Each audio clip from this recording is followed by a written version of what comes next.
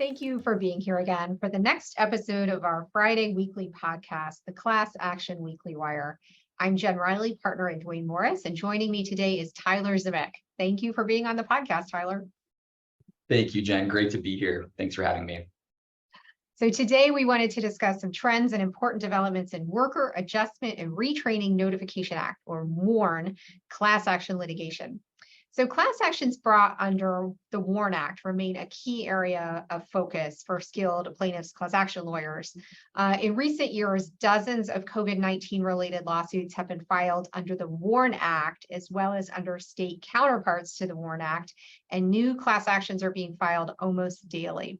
The mass layoffs arose in the aftermath of the pandemic and related to quarantines, and those spawned countless of WARN Act class actions, resulting in courts having issued several significant decisions in that area in COVID-19 related WARN Act cases, including rulings that can shape the contours of future WARN Act class action litigation beyond the pandemic and for years to come. Tyler, can you explain to our listeners some of the requirements for employers under the WARN Act? Sure. Absolutely. So the WARN Act requires employers to give written notice to affected employees at least 60 days before conducting a plant closing or mass layoff at a single site of employment. Now, as you'd expect, the statute has very specific definitions of each of those terms. A plant closing is the permanent or temporary shutdown of a single site of employment or one or more operating units within that site of employment, where the shutdown results in an employment loss during any 30-day period for at least 50 full-time employees. A mass layoff is a reduction in force, sometimes called a RIF, that is not a plant closing and results in an employment loss at a single site of employment during any 30-day period for either A, at least 50 full-time employees who comprise at least 33% of the employee population, or B, 500 or more full-time employees. The WARN Act regulations require aggregation of employment losses at a single site of employment during a rolling 90-day period, which in essence extends the statute's 30-day period to 90 days.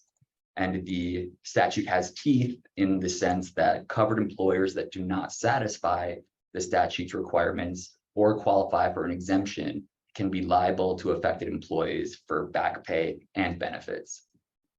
Thanks so much, Tyler, for that great overview. In terms of class action litigation relating to the WARN Act, how often do courts or are courts certifying these types of cases? In short, very, very often. In the year 2022, plaintiffs' lawyers actually won every single motion for class certification that was filed in a WARN Act case pending in federal court. And the jurisdictions where those rulings were issued were clustered in the 3rd, 4th, and 11th circuits. Wow, that's a pretty good success rate. Can you tell our listeners about some of the most significant rulings in the WARN class action space? Sure. So one case from 2022 involving Rule 23 in the context of a WARN Act class action is Jones versus Scribe Opco.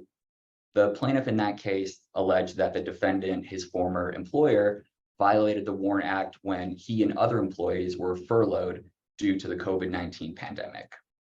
The plaintiff claimed that while the employer gave written notice in advance of the initial furlough, the employer failed to provide a follow-up notice once it became reasonably foreseeable that the furlough/layoff would exceed 6 months. And the court granted the plaintiff's motion for class certification, finding that all the requirements in Rule 23 were satisfied. The court determined that the putative class of 344 people met the numerosity requirement. The court further ruled that although the determination of each class member's damages would be individualized based on their rate of pay and the benefits to which they were entitled, all of the class members' claims involved the same legal questions. Specifically, the court ruled that common questions underlying the elements of the WARN Act claim and the defendant's affirmative defenses were common and predominated over any individual issues. And finally, the court concluded that the plaintiff met the superiority requirement of Rule 23.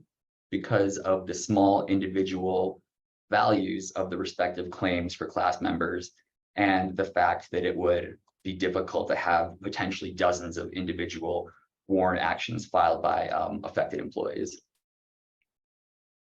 Thanks, Tyler. So one question that intrigues me in terms of Warrant Act litigation is this question of what is the single site of employment, and how does that bear when employees are working from home? So as the pandemic has spurred this trend and this great rise of remote work, how does that single site of employment test apply? Do you have any examples of rulings that address that question?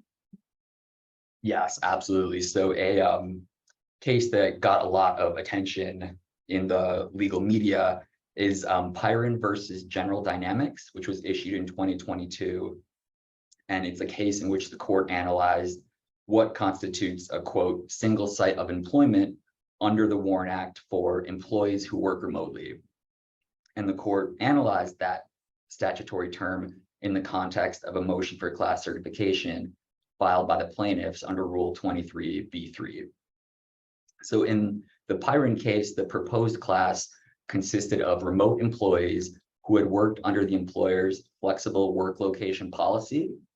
Under that policy, employees could work from a company provided setting like an office or from an alternative setting like their homes. And employees frequently moved between those two locations to conduct their work duties depending on their schedules and where they preferred to be that day. When the defendant laid off employees, many of whom fell into that group who were subject to the policy, the affected workers filed a Warrant Act class action asserting that they were not given the 60 days required notice for mass layoffs occurring at a single site of employment. The defendant opposed class certification, arguing that the class could not show that questions of law or fact for the class predominate over the same questions for the individual plaintiffs. Specifically, the defendant argued that plaintiffs did not work at a single site of employment and thus could not trigger the Warrant Act's notice requirements for mass layoffs. Instead, the court would have to look at each class member's individual situation to determine his or her place of employment. For example, each class members, you'd have to look at how often they work in the office versus at home or some other location. The court rejected the defendant's predominance argument, ruling that the class could be certified under Rule 23. So in its ruling, the court emphasized that the remote work policy applied to all of these employees, and that policy would guide the determination of what constitutes the site of employment for each employee. Meaning the critical inquiry, the application of the remote work policy to the work arrangements, would be common to all potential class members, even if some class members utilize that policy a little bit differently. So this case illustrates one potential pitfall that can arise with the shift from an office workforce to a remote or hybrid workforce. And that pitfall is the possibility of layoffs to a remote or hybrid workforce, triggering Warrant Act liability.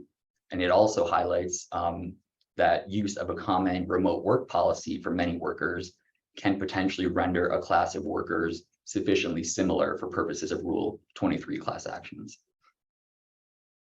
Very interesting ruling. How about any issues or rulings on exemptions provided to employers under the Warrant Act?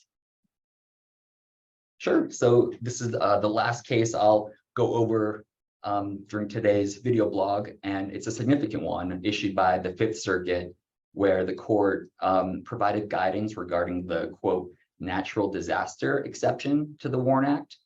And the case was Esom versus U.S. Well Services, in which the Fifth Circuit Court of Appeals held that the COVID-19 pandemic does not qualify as a natural disaster under the Warrant Act's natural disaster exception.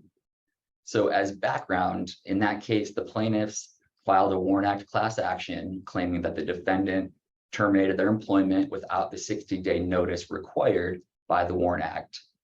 The defendant, U.S. Well, argued that the termination was caused by COVID-19 and therefore notice of 60 days in advance of the layoff of 60 days was not required due to the WARN Act's natural disaster exception. And both the plaintiff and defendant in the trial court moved for summary judgment on that issue regarding the exception. The district court denied both motions. In doing so, the trial court concluded that COVID-19 was a natural disaster because people did not start or consciously spread it, and it was a disaster based on how many people were killed or infected. The trial court nonetheless denied the defendant's motion for summary judgment because the exception in the WARN Act uses a but-for causation standard, and the court found that the record did not show that COVID-19 was the but-for cause of the layoffs, meaning other factors could have been in play as for what led to the layoffs. On appeal, the Fifth Circuit basically disagreed with the trial court's entire order. The Fifth Circuit held that COVID-19 does not qualify as a natural disaster, and in doing so, the appellate court narrowly construed the statutory language, which limits examples of natural disasters to flood, earthquake, or drought, and other hydrological, geological, and meteorological, that's a tough one, events. The Fifth Circuit also examined whether the phrase due to in the natural disaster exception requires but for or proximate causation. And unlike the trial court, the Fifth Circuit determined that the natural disaster exception incorporates proximate causation, not but for causation. Great insights and analysis, Tyler. Thank you so much. I know that these are only some of the cases that had very interesting rulings in WARN Act class actions over the past year. The remainder of 2023 is sure to give us some more insights and more examples of the way that class actions are continuing to evolve in this space. So that brings us to our conclusion. Thanks to our listeners for joining us today, and we'll see you next week on the Class Action Weekly Wire.